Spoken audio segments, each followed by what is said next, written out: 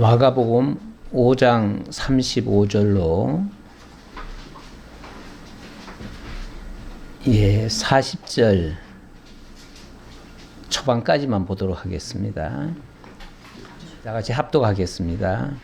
아직 예수께서 말씀하실 때에 회당장의 집에서 사람들이 와서 회당장에게 이르되 당신의 딸이 죽었나이다. 어찌하여 선생을 더 괴롭게 하나이까?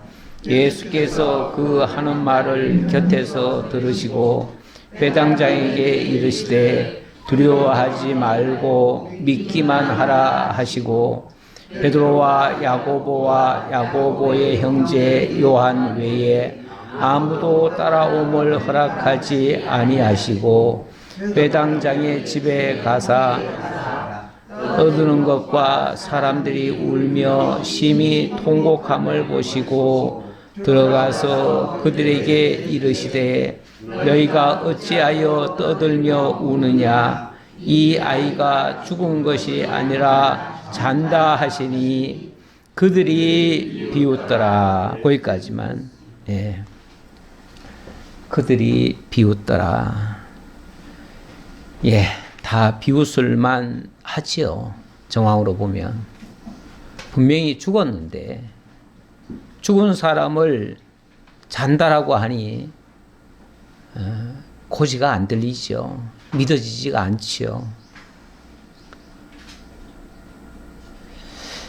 그래서 모두가 다 비웃었습니다.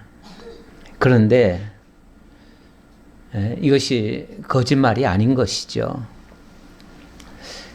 지금 우리가 마가복음 5장을 보고 있는데요. 마가복음 5장은 육신을 입고 이 땅에 오신 예수의 신분이 바로 하나님의 아들이요, 구원하시는 속죄주요, 천국의 주이심을 증거하시는 내용입니다. 그래서 지금까지 예수님이 증거한 내용은 당신이 바로 하나님의 아들이라는 사실이었습니다. 그리고 이 땅에 오신 목적이 죄인들을 속죄해서 구원하시기 위함이라는 겁니다. 그리고 당신이 그 일을 주관하실 수 있는 천국의 주이시다라는 사실을 증거하고 있습니다. 이를 위해서는 반드시 죽은 자를 다시 살리시는 모습도 필요합니다. 그게 바로 예수님이 죽었다가 다시 사실 것을 증거하는 내용이기도 하고요. 당신이 생명의 주이심을 증거하는 내용이기도 합니다. 자, 그런데 이 사실을 사람들은 고지를 듣지 못합니다.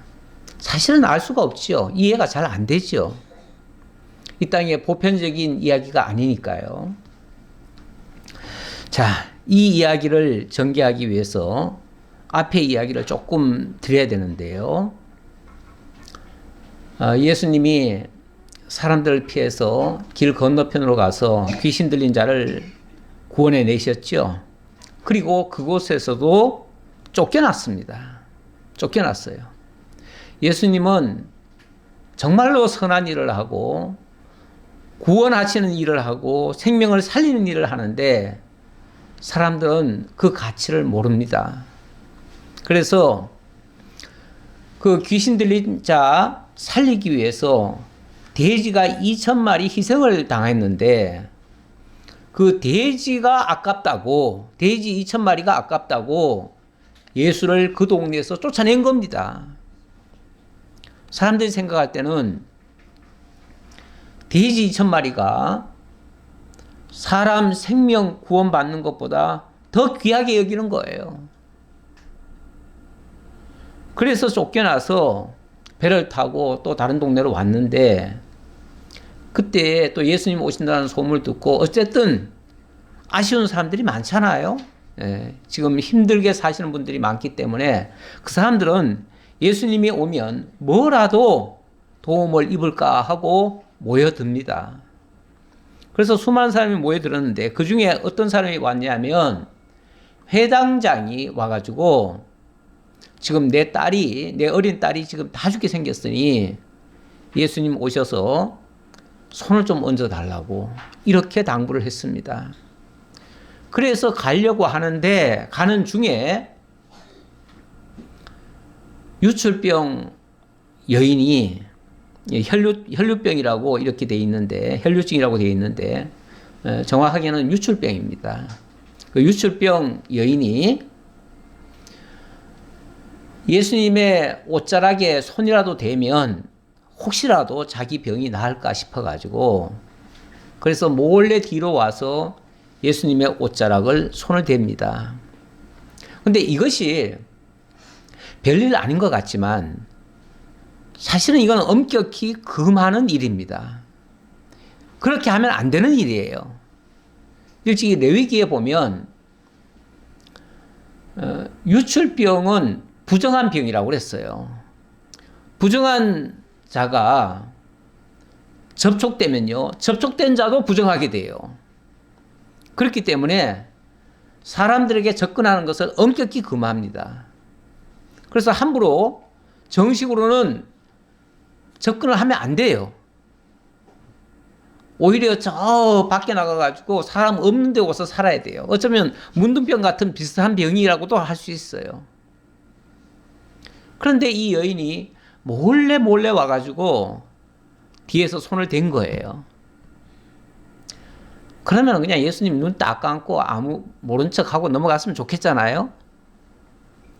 근데 그 즉시 그 여인은 병이 나았고 예수님은 누가 내 옷에 손을 대었느냐라고 말씀하셔요. 아마 그녀를 딱 보면서 얘기했을 거예요. 그러니까 그녀가 정말 겁이 나서 그 자리에서 예수님께 엎드리면서 두려워 떨면서 그 앞에 엎드려서 사연을 얘기를 하지요. 얘기를 하니까 예수께서 뭐라고 그러냐면 딸아 내 믿음이 너를 구원하였으니 평안히 가라. 내 병에서 놓여 건강할지어다. 이게 단순히 병에서 치유받은 것이 목적이 아니고 그의 근본 어찌 보면 죄 문제가 해결되었다라고 하는 뜻이에요. 제가 아까 그 유출병은 접촉하면 안 된다고 했죠. 그것 때문에 사실은 두려웠던 거예요. 두려웠던 게 뭐 병이 나았는데 그것 때문에 두려운 게 아니고 접촉할 수 없는 사람이 접촉했기 때문에 이거는 중대한 죄가 된 거예요. 그런데 예수님은 걱정하지 말라는 거예요. 두려워하지 말라. 그러면서 내 믿음이 너를 구원하였으니 평안히 가라. 내 믿음이 너를 구원하였다. 이거는 단순히 병 나았다는 얘기 차원이 아니고 바로 구원을 얻은 것이다. 그 말이에요. 그 모든 죄로부터의 구원을 얻은 것이다. 그러니까 육신의 질병의 치유가 아니라 근본적인 게 나았다. 그 말이에요. 그게 대단한 거죠. 지난번에 왜 중풍병자 얘기 있었잖아요. 제가 마태복음 할 때 얘기했나요? 여기서 얘기했나요? 그때도 보면 중풍병자가 나아서 가는 것이 그 중풍병자가 낫게 하는데 예수님 뭐라고 그러냐면은 내 죄사함을 받았느니라 이렇게 얘기를 하죠. 그랬더니 사람들이 깜짝 놀라면서 아니 그냥 병이 나았다라고 말을 하는 게 아니라 어떻게 죄사함을 받았다고 말을 할 수 있는가. 죄사함이라고 하는 것은 하나님만이 할 수 있는 일인데 네가 하나님이냐 이런 뜻이에요. 그러면서 아주 참남하다면서 예수님을 정죄하려고 했지요. 그랬더니 예수님께서 병을 낫게 하는 것과 죄사함을 받게 하는 일 어느 것이 어려운 일이냐 어느 것이 쉽겠느냐 이런 식으로 질문하셨지요. 그러면서 죄사함 받았다는 증표로서 이 병이 깨끗이 나았다라고 선언하시죠. 그러니까 우리가 병이 낫는다고 하는 것은 단순히 병치료 받았다는 것이 아니고 그 병치료를 통해서 그의 근본 문제, 죄사함까지를 온전히 해결하셨다. 그런 뜻으로 이해하셔야 돼요. 그래서 성경에 예수님께서 질병 치료하시고 이러니까 무슨 예수 믿으면 질병 치료만 잘 될 것이다 이렇게 생각하면 곤란하고요. 그거는 하나의 방편이고 목적은 죄사함을 통해서 온전히 하나님의 백성 만드시는 일이에요. 그게 진짜 중요한 거죠. 병은 낫든 안 낫든 그가 생명을 온전히 구원을 받고 하나님의 나라 백성이 되고 하나님의 아들이 되어지면 그게 온전케 된 거예요. 그 온전케 되는 게 중요하지. 병 나은 것은 거기에 대한 하나의 증거다. 그런 의미에서 표적이다. 표적. 예수가 그리스도라고 하는 증표로서 하는 것뿐이지 그거는 사실 중요한 건 아니다. 이런 뜻으로 말씀드리면서 자, 어쨌든 중간에 이런 일 때문에 지금 회당장의 딸이 곧 죽게 됐는데 이렇게 자꾸 지체하는 일 때문에 빨리 도착을 못했어요. 그리고 이제 회당장의 집 가까이 이제 왔는데 그때에 35절 아직 예수께서 말씀하실 때에 이게 아마 길일 겁니다. 길목에서 이제 회당장의 집은 좀 가까이 왔을 테고 회당장의 집 쪽으로 가긴 가는데 예수님이 자꾸만 뭔가 이야기를 하시느라고 시간이 지체된 거예요. 아마 회당장은 굉장히 답답했을 거예요. 좀 빨리 가서 빨리 손을 얹어야 내 딸이 살 텐데 왜 저렇게 늑장을 부리실까? 제가 지난주에 그런 얘기도 했지요. 어쩌면 일부러 죽을 때까지 기다리실 것이다. 아마 예수님은 좀 시간을 일부러도 지체하셨을 거예요. 그러니까 이 사건이 어떤 학자들은 그렇게 얘기를 하더라고요. 이게 뭐 중간에 샌드위치처럼 끼어 있는 말씀이다. 이거는 딴 얘기다. 이렇게 생각하는데 전혀 딴 얘기가 아니에요. 이 소녀가 죽기 위해서는 이런 사건이 중간에 또 있어야만 죽을 것이고 죽어야만 하나님의 영광이 더 드러나고 그래야만 예수가 생명의 주이심이 증거가 될 거예요. 이런 역사를 증거하기 위해서는 필연적으로 이런 일들이 중간에 있어야 돼요. 그래서 들어간 거예요. 자, 그런데 아직까지 예수님은 계속 어찌 보면 시간 끌고 있어요. 시간 끌고. 그렇죠?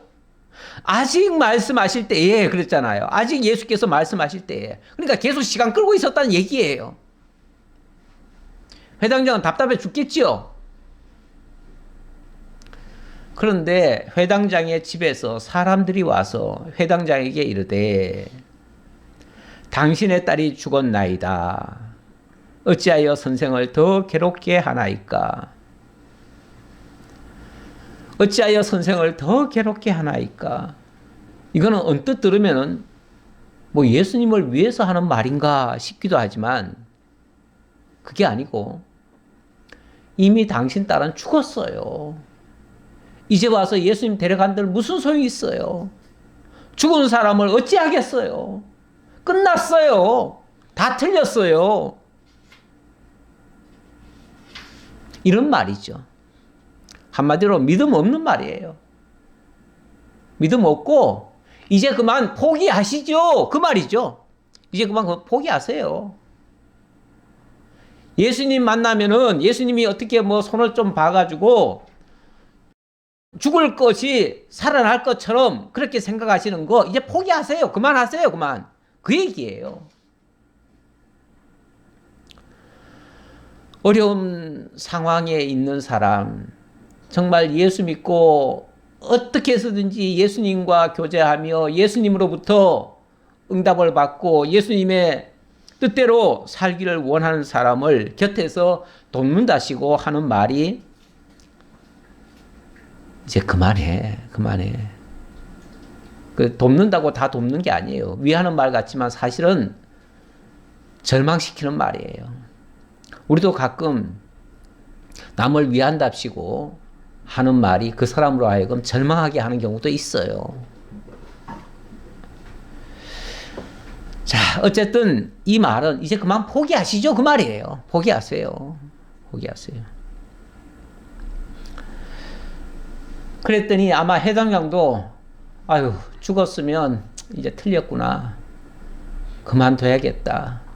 아마 이렇게 생각했을 거예요. 틀림없이. 틀림없이 그렇게 생각했을 거예요. 왜냐하면 그 다음 말이 예수님께서 하신 말씀을 보면 짐작이 가요. 그 다음 예수님 뭐라 그럽니까? 예수께서 그 하는 말을 곁에서 들으시고 해당장에게 이르시되 두려워하지 말고 믿기만 하라 하시고, 두려워하지 말고 믿기만 하라. 사실 회당장이 처음 나올 때는 분명히 믿고 왔어요. 그렇죠? 그런데 그들의 말을 들으니 끝났구나 라고 생각을 했어요. 믿음이 와장창 무너진 거예요. 그러니까 두려운 거예요. 너무너무 두려웠어요. 이제 어떡하지? 내 사랑하는 딸을 이제 잃어버렸는데 이제 어떡하지? 다 끝났구나. 포기하고 절망할 시점에 우리 예수님 그러는 거예요. 두려워하지 마. 걱정하지 마. 염려하지 마. 의심하지 마. 네가 처음에 믿고 나왔잖아. 그러면 그대로 믿어. 믿기만 하라. 그 말은 그대로 믿어. 그 말이잖아요. 딴 생각하지 마. 네가 틀림없이 처음에 나올 때는 예수가 하나님의 아들이고 그리스도라는 사실을 평소에 많은 사람들은 그렇게 안 믿습니다. 안 믿지만 절박한 상황에 있는 사람은 그렇게 믿을 수 있어요. 그렇죠? 왜? 그렇게 믿어야 자기에게 효험이 있을 테니까. 그래서 그렇게 믿고 왔는데 그게 하나님이 주신 그 작은 믿음의 씨앗이 뿌려져 가지고 그 믿음이 결국 그로 하여금 그를 믿게 했는데 어떤 상황이 바뀌니까 갑자기 그 믿음이 사라지는 듯한 거예요.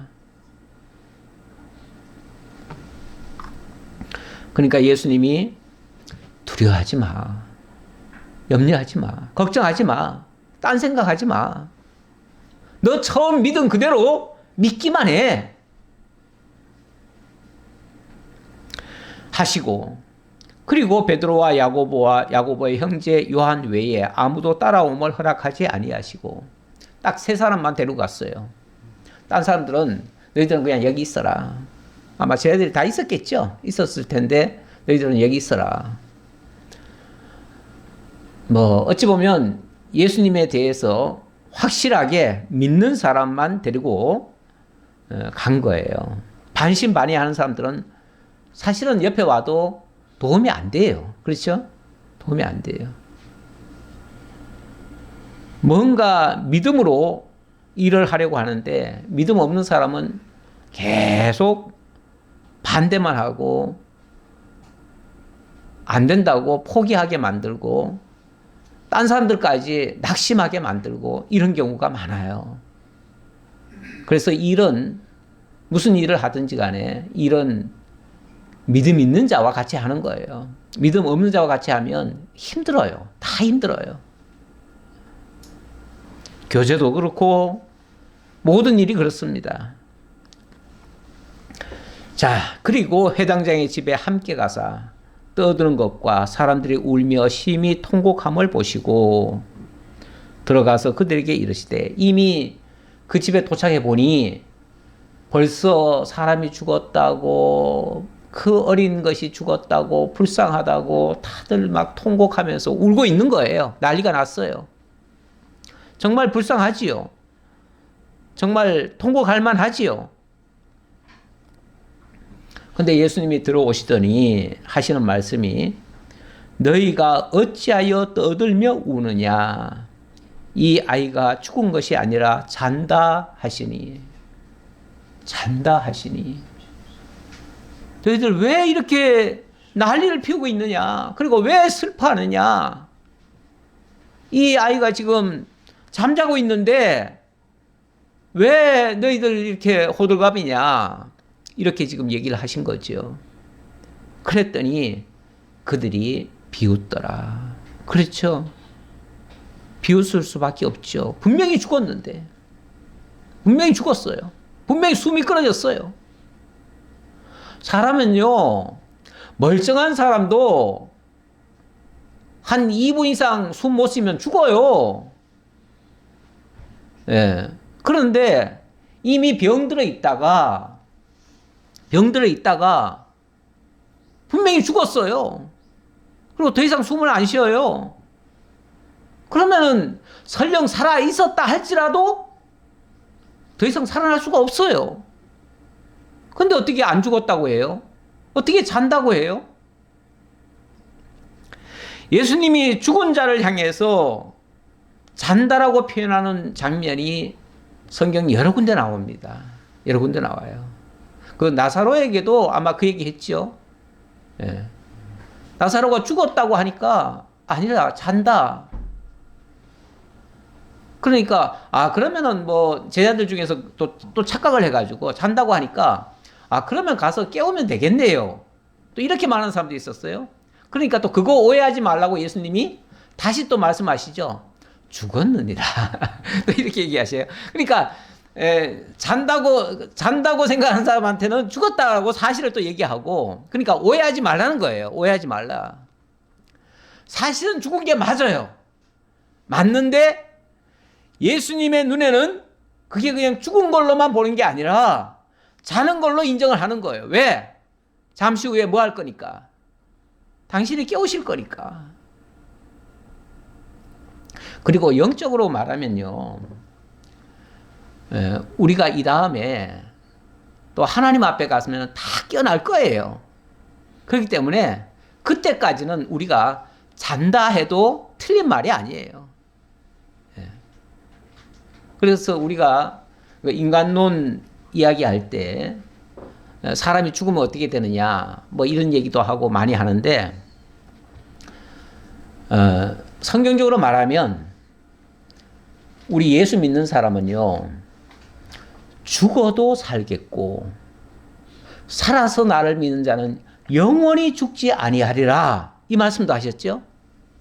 죽어도 살겠고, 그러니까 잠자는 자들에게, 죽은 자들에게 하나님의 아들의 음성이 들리는 자는 살아나리라, 또 이 말도 하셔요. 요한복음 5장 24절 이하에서 29절인가요? 자고한 그 뒤쪽으로 보면 그런 말씀도 있어요.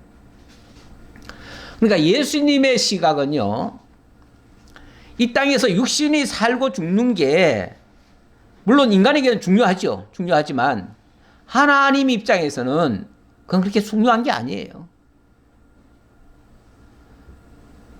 어차피 이 땅에서 죽는다고 하는 것은 어찌 보면 옷 갈아입는 정도고, 이 다음에 하나님의 나라에 가서 영원히 살 자들이기 때문에 실제로는 죽은 게 아니라 그냥 수면 상태, 그냥 잠자는 상태. 그래서 인간이 죽은 이후에는 주님께서 다시 일으키실 때까지 수면 상태에 들어가요. 정확하게 말하면 그렇습니다. 수면 상태에 들어가요. 그러니까 사실 수면 상태에 들어간 사람은요, 내가 오늘 잠을 자고 어느 날 주님이 날 깨우실 거 아니에요? 깨우면 그때가 다시 눈을 뜨고 다시 살아나는 날이에요. 부활한 날이에요, 그날이. 그런데 눈을 딱 떠보니까 분명히 오늘 잤는데 눈을 딱 떠보니까 하나님 앞인 거예요. 그러니까 이 세상 시간으로 따지면은 그것이 뭐 1000년이 될 수도 있고 10,000년이 될 수도 있겠지만, 사실 잠자는 사람은요, 내가 어젯밤에 잠을 자고 아침에 일어났는데 그 시간이 몇 시간인지, 물론 우리가 시계를 보니까 알겠지만 시계 보기 전까지는요 그 시간이 몇 시간인지 몰라요. 그냥 분명히 잤는데 눈을 떠보니 현실이 보이는 거예요. 그러니까 그 시간이 몇 년이 지났는지 몰라요. 그래서 천국에 간 사람들은 뭐라고 얘기를 하냐면, 내가 지금 죽었는데 눈 떠보니까 하나님 앞이더라, 이렇게 얘기하는 거예요. 그래서 천국은 우리가 죽으면 바로 천국 간다, 이렇게 말해도 틀린 말이 아니에요. 왜냐하면 그 사람은 잠자다가, 정확하게는 잠자다가 일어나는 건데, 뭐 얘기가 좀 빗나갔습니다만은, 기왕 잠잔다는 얘기를 설명하려고 거기까지 덧붙였습니다. 분명히 설령 진짜 죽었다 할지라도 잠잔다 해도 틀린 말이 아니고, 그러나 이거는 지금 이 문제는 예수님께서 즉시 일으킬 문제이기 때문에 잠잔다라고 하는 것이 정확한 말이죠. 정확한 표현인데, 다만 그런 경험을 해보지 못한 사람들 입장에서는 이거는 완전히 비웃음거리예요. 사람이 죽었는데 어떻게 다시 살아난단 말이야. 어떻게 잔다고 할 수가 있어. 이렇게 표현하는 거죠. 그랬더니 예수께서 그들을 다 내보내신 후에, 어차피 못 믿는 사람은 그 현장에 있으나 마나요. 그렇죠? 있어봤자 회방만 놓을 거예요. 그러니까 그 사람들을 다 내보냈어요. 믿지 못하는 자들은 여기 있지 마. 믿지 못하겠거든. 다 나가. 그 얘기죠. 다 내보내신 후에 아이의 부모와 또 자기와 함께 한 자들을 데리시고, 그러니까 아이의 부모니까 그 회당장이죠. 회당장, 아빠, 엄마, 그리고 제자 3명, 요렇게만 거기 들어가신 거죠. 그리고 아이는 이미 죽었으니까 뭐 시신을 어떻게 뭐 손을 봤는지 안 봤는지 모르겠습니다만은 41절, 그 아이의 손을 잡고 이르시되 달리달굼 하시니, 번역하면 곧 내가 네게 말하노니 소녀야 일어나라 하심이라. 달리달굼 이렇게 얘기했는데, 이게 이제 달리타, 이게 사실은 아람어예요. 아람어인데 예수님이 가끔 아람어를 쓰셔요. 달리타라는 말은 아주 적은 것, 미천한 것, 불쌍한 것, 연약한 것, 이런 뜻이고요. 굼이라고 하는 것은 쿰이죠. 쿰. 달리타쿰. 이건데 이제 우리말에는 달리다굼이라고 이렇게 부드럽게 번역을 했는데, 원래는 달리타쿰 이렇게 됩니다. 요거는 일어나라라는 뜻이에요. 그러니까 뭐 직역을 그대로 하자면 이 불쌍하고 미천하고 연약한 자여 일어나라, 그 말이에요. 여기는 물론 우리 번역에는 소녀라고 했어요. 소녀. 예, 소녀의 특징이 연약하고 아직 어리고 아직 작고 뭐 이런 의미가 다 있죠. 예. 예, 이런 말은 의미적으로 보면 이 사람 스스로는 아무것도 할 수 없는 그런 존재라는 얘기예요. 어찌 보면 스스로 아무것도 할 수 없는 미천한 존재, 그 존재가 예수님의 손에 닿는 순간 그가 벌떡 일어난 겁니다. 그리고 예수님의 그 말씀으로 그가 일어난 겁니다. 결국은 말씀의 능력이죠. 말씀의 능력으로 그가 일어났어요. 소녀가 곧 일어나서 걸으니 나이가 12살이라 사람들이 곧 크게 놀라거늘 소녀가 곧 일어나서 걸었다. 그 즉시죠. 즉시. 예수님이 하신 표적의 특징이 이렇습니다. 가끔 뭐 교회에서 어떤 신유의 역사가 일어났다, 어떤 뭐 정말 기도를 했는데 역사가 일어났다, 이런 경우가 가끔 있잖아요. 가끔 있는데 그런 경우는 사실 그 즉시가 아닙니다. 기도를 했는데 점차 좋아졌다, 뭐 이럴 수도 있고요. 어쨌든 그 사실을 확고히 믿은 사람이 그런 역사가 일어납니다. 일어난 경우가 있는데 오늘날 일반적으로 일어나는 그런 신의 역사와는 전혀 차원이 다르다. 제가 이제 특징을 이렇게 구분해서 만약에 비교적으로 설명을 드리자면, 예수님이 하신 모든 표적의 대상은요, 모든 사람입니다. 그러니까 모든 질병입니다. 뭐 막말로 그가 믿든 안 믿든 상관없이 누구든지 예수님과 연결이 되면, 예수님이 원하시면 다 일으킬 수 있습니다. 그리고 즉시 되어집니다. 그리고 완전케 낫게 하십니다. 근데 이제 사람이 하는 거는 그렇지는 않죠. 사람이 기도해서 뭐 어떤 안수해서 되어지는 일들은 즉시도 아니고요. 완전치도 않고요. 또 모든 병에 다 해당되는 것도 아니고요. 어떤 경우만 그럴 수가 있어요. 그리고 안 되면 그 사람이 믿음 없어서 안 되는 거야, 이렇게 생각하고 그냥 말지요. 근데 지금도 이 소녀가 지금 무슨 믿음이 있습니까?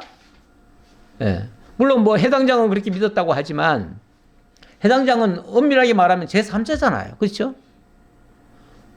어떤 사람이 믿어서 낫다, 믿어서 살아났다 하면은 그 스스로가 뭔가 조금이라도 능력이 있어야 되는데, 이 소녀 같은 경우는 제가 왜 아까 그 번역을 해드렸냐 하면, 아주 작고 미천하고 불쌍하고 연약하고 스스로는 아무것도 할 수 없는 존재라는 거, 무능력한 존재라는 거, 그럼에도 불구하고 예수님이 말씀하시니 살아났다는 거, 요거 강조하려고 말씀드린 거예요. 다시 말하면 인간의 어떤 의지나 노력에 의해서가 아니라 하나님의 원하심으로 되어지는 일이다. 그래서 정말로 예수님 앞에 와서 정확하게 정직하게 말하는 사람은요, 당신이 원하시면, 당신이 기뻐하시면, 하나님이 원하시면 하옵소서, 이렇게 기도하는 것이 아주 솔직한 겁니다. 내가 원해서가 아니라, 그럴 때 예수님이 그렇게 말씀하시죠. 나도 원하노니, 내가 원하노니 나으라, 이렇게 말씀하시죠. 그러니까 예수님의 뜻에 있고 하나님의 뜻에 있다, 이걸 강조하려고 한 말입니다. 자, 소녀가 일어나서 걸으니 나이가 12살이라 사람들이 곧 크게 놀라거늘 예수께서 이 일을 아무도 알지 못하게 하라고 그들을 많이 경계하시고, 이에 소녀에게 먹을 것을 주라 하시니라. 먹을 것을 주라 하는 말은 이제 이 사람이 완전히 살아났다는 것을 증명하는 말이죠. 예. 그리고 또 언뜻 이해되지 않는 부분이 하나 있잖아요. 그게 뭡니까? 예. 이 일을 아무도 알지 못하게 하라. 이 일을 아무도 알지 못하게 하라. 혹시 요즘 어느 교회에서 어느 분이 기도를 했는데 놀라운 역사가 일어났다, 그러면 아무도 알지 못하게 숨겨라, 그렇게 말할까요? 아니면 이 사실을 동네방네, 아니 라디오, TV까지 전파하라, 그렇게 전할까요? 아마 후자 같아요. 요즘은 무슨 작은 역사가 있어도 그걸 뭐 동네방네 떠들고 난리를 칩니다. 그렇게 하면 또 그 이야기 듣고 많은 사람들이 또 혹시라도 나에게도 그런 역사가 일어날까 싶어가지고 또 사람들이 몰려듭니다. 그래서 그런 소문이 한번 나면 그 교회가 아주 큰 교회로 만들어지는 경우가 있어요. 근데 예수님은 단 한 번도 당신이 치유해 주시고 그리고 나가서 전파하라, 알려라, 이런 적이 없어요. 한 번도 한 적이 없어요. 문둥병 치유해놓고도, 귀신 들린 자 고쳐놓고도 떠들지 못하게 하십니다. 잠잠하라고 합니다. 다 숨기라고 합니다. 왜요? 만약에 예수님이 이렇게 위대한 역사를 하고 이렇게 놀라운 일들을 계속 하시는 분이라고 하면 사람들이 그거 목적으로 달려오지요. 그리고 예수를 얼마나 높이겠어요. 진짜 예수를 육신적인 왕으로 추대하겠지요. 그러면은 그 예수는 영광에 들어갈 겁니다. 영광을 얻고 이 땅에서 정말 모든 사람들로부터 추앙을 받고 대접을 받고 그렇게 할 겁니다. 그런데 예수님이 이 땅에 오신 목적이 뭐예요? 그런 영광을 얻기 위해서 오신 겁니까? 아니죠. 오히려 정반대입니다.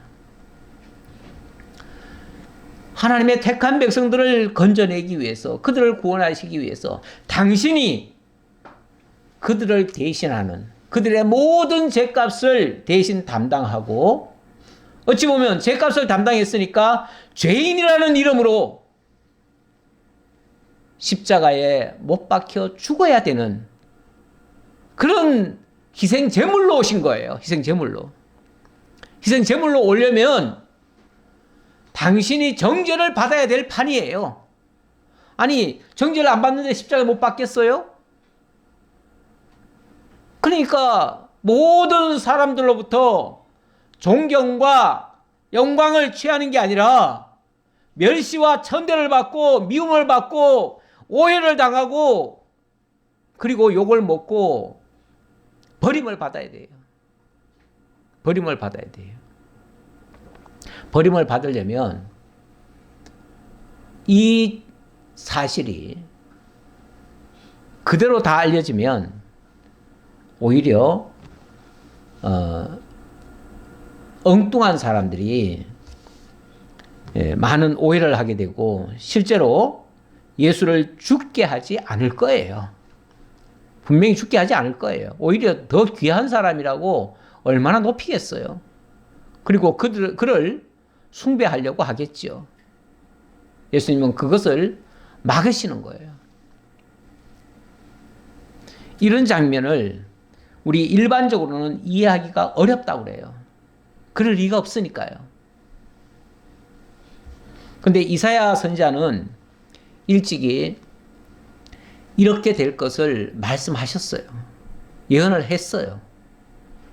모든 사람이 예수님의 표적을 통해서 다 깨닫고 구원을 얻고 믿음을 갖고 다 영광을 얻게 하려는 것이 목적이 아니라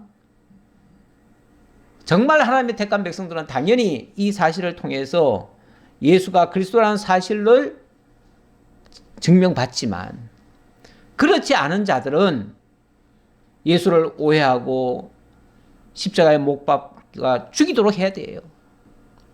그렇게 하려고 그렇게 하시는 거예요. 어찌 보면 요즘 같으면은 누가 그러더라고요. 지난주에 제가 어느 교회 가서 조금 말씀을 한번 좀 전파했는데 그분이 그래요. 아유, 목사님 이렇게 좋은 말씀 가지고 왜 그렇게 교회가 부흥이 안 되냐고. 우리 이제 저를 보시는 분들이 그런 소리를 가끔 할 때가 있어요. 그러면서 요즘은 PR 시대라고 목사님들도 선전하셔야 된다고 목사님 그 능력을 모든 사람들이 알 수 있도록 막 전파를 해야 된다고 조금만 하면 될 걸 왜 안 하냐고 그러시더라고요. 아니 뭐 저는 그쪽에는 관심이 없습니다. 그리고 이제 제가 그냥 웃고 넘어갔는데 요즘 교회 운영 방식도 어떤 면에서 자기 PR 시대 같은 그런 세상 구조와 비슷하게 닮아 있어요. 그래서 할 수만 있으면 선전을 해대요. 사실은 기독교 방송인이 극동 방송인이 다 어찌 보면 어마어마한 돈을 내고 선전하는 거예요. 거기 설교하시면은 다 돈을 내는 겁니다. 하시는 분이 다 돈을 내는 거예요. 돈 받고 하는 게 아니에요. 그렇게 그 다 자기 선전하듯이 하고 또 그 방송 듣는 사람들이 실제로 그쪽으로 몰려가기도 해요. 그러다 보니까 부익부 빈익빈 교회 현상이 나타나죠. 교회들도 그래서 많이 달라져요. 자, 그런 얘기 그만하고요. 자, 넘어갑시다. 자, 6장으로 넘어갑시다. 6장으로 넘어가면 자, 6장에 절이 바뀌죠. 마가복음 전체가 신분을 통한 그리스도 증거의 내용인데요. 1장부터 5장까지는 하나님의 아들 신분이심을 증거하셨어요. 거기에 초점이 맞춰졌어요. 그런데 제2절은 6장부터 10장까지 버려지는 아들 신분, 이렇게 제가 제목을 적어봤어요. 버려진다. 하나님의 아들이 버려진다, 그 말이에요. 버려진다. 아니, 하나님의 아들이 존귀하게 돼야 되는 거 아니에요? 존귀함을 받아야죠. 하나님의 아들인데. 그런데 성경을 이루려면 존귀함을 받는 게 아니라 버려짐을 받아야 돼요. 이게 어찌 보면 아이러니하지요. 마치 역설 같아요. 그렇죠? 그래서 이게 납득이 좀 잘 안 된다고 그래요. 잘 안 될 수도 있어요. 왜 그렇게 되는지, 자, 6장의 내용 조금 보도록 하겠습니다. 자, 예수님은 분명히 당신이 하나님의 아들이심을 증거하고 있습니다. 그럼에도 불구하고 당신은 사람들로부터 버려져요. 미움을 받아요. 멸시를 당해요. 6장 1절입니다. 6장 1절로 예수님이 제일 먼저 버림을 받는데, 어디서부터 버림을 받냐 하면 당신 고향에서부터 버림을 당합니다. 고향. 서양적으로 말하면 정치인들이나 어떤 문화인이나 어떤 사람들도 자기 고향에서는 인정을 받는 경우가 많잖아요. 특히 만약에 공직자로 나가는 사람들 같으면은, 출마하는 사람들 같으면은 자기 고향에 가서 출마해야 표를 많이 받잖아요. 예. 그런데 예수님은 당신 고향에서 제일 먼저 멸시를 당하고 배척을 받아요. 이게 성경을 이루는 거예요. 지금 초점은 어디에 맞춰지냐면 성경을 이루기 위해서 예수님이 하신다는 거예요. 6장 1절입니다. 예수께서 거기를 떠나서 고향으로 가시니 제자들도 따르니라. 안식일이 되어 회당에서 가르치시니 많은 사람이 듣고 놀라 이르되 이 사람이 어디서 이런 것을 얻었느냐? 이 사람이 받은 지혜와 그 손으로 이루어지는 이런 권능이 어찌 됨이냐? 자, 일단 고향 사람들이 예수님께서 아마 이렇게 활동을 하시다가 한참 만에 아마 고향을 오신 것 같아요. 이 시점으로 보면 한참 활동하시다가 어느 날 예수님이 오셨는데 너무 놀라운 일이 벌어지고 있는 거예요. 정말 그 말씀도 굉장히 권위가 있고요. 그리고 그 말씀 이후에는 어떤 역사가 또 일어나요.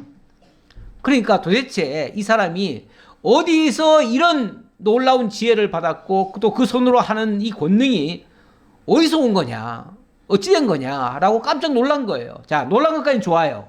근데 그 다음 3절, 이 사람이 마리아의 아들 목수가 아니냐, 야고보와 요셉과 유다와 시몬의 형제가 아니냐, 그 누이들이 우리와 함께 여기 있지 아니하냐 하고 예수를 뭐하니라?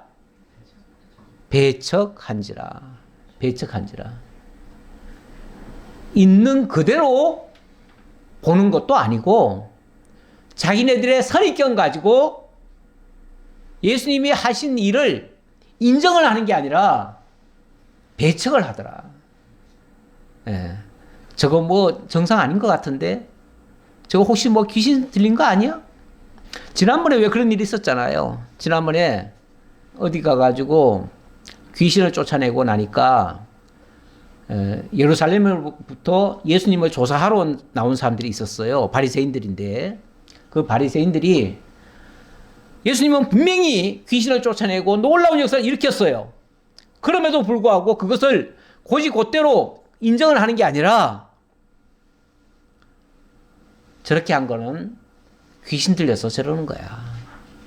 귀신의 왕 바알세불이 입어가지고 바알세불을 힘입어서 지금 저런 일을 하는 거야. 저 사람의 말이나 행동이 전부 다 귀신의 가르침을 받아서 하는 거야. 그래가지고 그 집에다가 사람을 보내가지고 당신 아들 미쳤으니까 데려가라 이렇게까지 한 적이 있었어요. 그렇죠? 그런 적도 있었는데, 자, 오늘도 예수님이 이런 일을 고향에서 하니까, 근데 이제 고향 사람들 같으면 그런 선입견이 들 수도 있을 것 같아요. 왜 그러냐면 예수님이 어려서 살아오신 모습을 봤잖아요. 봤죠? 그리고 그의 그 가족들 상황을 알잖아요. 지금 여기 쭉 열거했는데요. 이 사람이 마리아의 아들 목수가 아니냐? 예. 그 아버지 원래 요셉이 목수일을 했어요.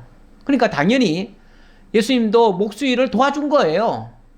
목수일을 도와줬으니까 사람들이 생각할 때는 아, 저 사람 목수 아들 작은 목수야 이렇게 생각한 거예요. 평소에.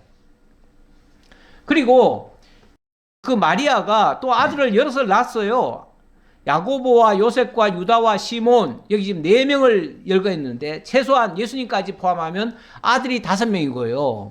거기다가 그 누이들이 우리와 함께 여기 있지 아니하냐 했으니까 그 누이들 했으니까 최소한 2명 이상이에요. 그러면 적어도 2명만 잡아도 최소한 7명이에요. 그렇죠? 이렇게 마리아가 자녀를 많이 낳았고 거기에 예수님은 맏아들인 거예요. 맏아들. 육신적으로 보면 그렇다 그 말이에요.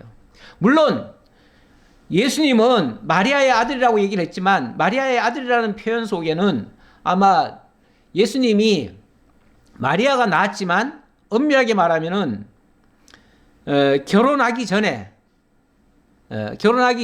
이미 임신을 했다는 것이 사실은 있었잖아요. 그러니까 이 성경이 은연중에 요셉의 아들이라고 얘기를 하지 않고 마리아의 아들이라고 얘기한 거 보면 그거를 암시하고 있는 것 같아요. 예수님은 엄밀하게 말하면 요셉의 아들이 아니고 성령으로 잉태된 그야말로 부정이 없는 그런 상태에서 태어난 예수님이죠. 근데 이제 천주교에서는 요거를 이렇게 이해를 안 하고 마리아는 예수를 낳은 다음에 영원히 동정을 지켰다 이렇게 얘기를 해요. 그렇게 해서 여기 아들들은 다 사촌들이다 이렇게 해석을 하는데 그거는 정말 성경을 제대로 안 본 거예요. 분명히 육신적으로는 마리아가 낳은 자녀들입니다. 그런데 이런 선입견 때문에 결국은 예수를 배척했다. 다시 말하면 네가 하는 건 대단히 놀라운데 그러나 이거 뭐 네가 하겠어? 뭐 이런 식이죠. 네가 한 거겠어? 뭐 이런 식으로 했든지 아니면은 지금 뭐 제가 뭐 조금 잘못된 거 아니야? 뭐 어디 씌어서 그런 거 아니야? 지난번에 그거 하는 것처럼 귀신 들려서 그런 거 아니야? 이렇게 생각했는지 모르겠어요. 뭐 정확한 표현은 없으니까 어쨌든 배척한 건 맞아요. 그렇죠? 배척한 건 맞아요. 한마디로 무시하고 배척했어요. 거기에 예수님이 뭐라고 한마디 더 하시니까요. 예수님을 낭떠러지까지 끌고 가가지고 떨궈서 죽이려고까지 한 적이 있어요. 물론 여기는 본문에는 그 말이 없습니다만은 다른 성경에 보면 그렇게도 적혀 있어요. 쉽게 말하면 예수님의 말씀을 곧대로 안 들었다 그 말이에요. 그리고 무시하고 뭐 조금 딴소리 약간 이상한 소리 하니까 바로 배경을 하고 그냥 죽이려고까지 하고 그러니 예수님이 어떻게 해야 되겠어요? 예수님이 이렇게 말씀하시네요. 4절 예수께서 그들에게 이르실 때 선지자가 자기 고향과 자기 친척과 자기 집 외에서는 존경을 받지 못함이 없느니라 하시며 존경을 받지 못함이 없느니라 하신다는 말은 존경받는다 그 말이죠. 그러니까 이 고향 땅에서는 존경을 못 받지만 밖에 나가서는 인정을 받는다. 이 말이죠. 이 말인데 이게 이제 아마 예레미야에 있는 예언의 말씀일 거예요. 예. 예레미야에 이런 예언의 말씀이 있고 예레미야 선지자도 아마 자기 고향에서 배척을 받고 이 말이 나온 것 같아요. 그러니까 구약 시대 때 모든 선지자들이 한결같이 놀라운 역사를 했죠. 놀라운 역사를 했는데 자기 고향에서는 인정들을 못 받았어요. 왜? 고향에서는 그럴 리가 없다는 거예요. 그럴 리가. 어떻게 그럴 수가 있냐는 거예요. 그런 선입견 때문에 배척을 하더라. 자, 어쨌든 그렇게 해서 거기서는 아무 권능도 행하실 수 없어 다만 소수의 병자에게 안수하여 고치실 뿐이었고 그들이 믿지 않음을 이상히 여기셨더라. 뭐 예수님이 이해를 못해서 이상히 여기셨더라 했겠어요? 예수님 다 이해하시죠. 이해하시지만 그것이 어찌 보면 성경을 이룬 내용이다. 이런 뜻으로 사실은 말씀하신 겁니다. 이에 모든 촌에 두루 다니시며 가르치시더라. 예, 예수님이 하실 목적은 사실 여기에 있습니다. 초점은 예수님은 모든 촌에 두루 다니며 가르치시더라. 예수님의 주된 사역의 내용은요, 하나님이 여호와라는 언약대로 이루시는 분이라는 사실을 가르치려는 거예요. 그리고 당신이 그 일을 하시기 위해서 이 땅에 오셨다는 사실을 가르치려는 거예요. 그래서 당신의 그 말씀을 듣는 자는 하나님의 나라가 이루어진다라고 선포를 하고 있어요. 그래서 예수님의 그 메시지, 핵심 메시지는요, 하나님의 나라예요. 하나님의 나라를 가르치고 보여주고 증거하시려는 모든 일들이에요. 그게 바로 표적으로 나타나는 것들이에요. 그런데 사람들은 그 예수를 있는 그대로 보지 않더라. 그리고 어떤 이유에서든 예수를 배척하더라. 그런데 결과적으로는 배척하는 것이 하나님의 말씀대로 되어지는 것이다. 라는 말씀까지 드리고 오늘 말씀 마치겠습니다. 기도하겠습니다. 하나님은 어제나 오늘이나 영원토록 동일하시게 말씀하시고 말씀대로 이루시는 살아계신 여호와이십니다. 하나님께서 영원한 하나님의 나라를 언약하시고 그 언약의 주체로 예수 그리스도를 보내셔서 우리 곁에 오게 하셨지만 빛이 어둠 가운데 왔을 때 어둠이 그 빛을 알아보지 못하는 것처럼 참으로 우리의 구세주로 예수님이 오셨지만 악한 세상은 그를 알지도 못하였고 영접하지도 않았습니다. 아버지 하나님, 우리도 그 중에 하나였지만 성령을 통해서 일깨워 주시고 또 거듭나게 하셔서 하나님의 나라를 볼 수 있게 하시고 하나님의 나라의 주인이신 우리 주 예수 그리스도를 믿게 하시오니 참으로 감사합니다. 이 은혜를 저희들이 받았사오니 은혜 영광을 찬양하며 영광 돌리며 하나님의 자녀로서 하나님의 아들로서 모든 것을 이겨내고 승리해가는 저희 모두가 되게 하옵소서. 감사드렸고 예수님 이름으로 기도하옵나이다. 아멘.